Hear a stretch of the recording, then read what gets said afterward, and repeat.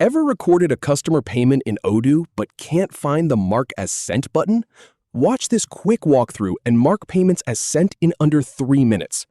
First, we'll navigate to the Accounting app, open Customers, and select Payments. Then, we'll open the payment and click Mark as Sent at the top bar. Alright, start by navigating to your Odoo homepage, where you'll land initially. Then, go ahead and click on Accounting to open up the Accounting module.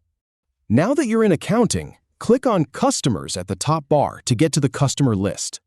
Then, click on Payments to see the payments you've recorded. Next, click on the payment you want to mark as sent so its details open up. Finally, click Mark as Sent at the top bar. And that's it. You're done. If you have any feedback or if any info is inaccurate, please leave a comment below. We'll do our best to answer or redo the video if needed. Thanks for watching.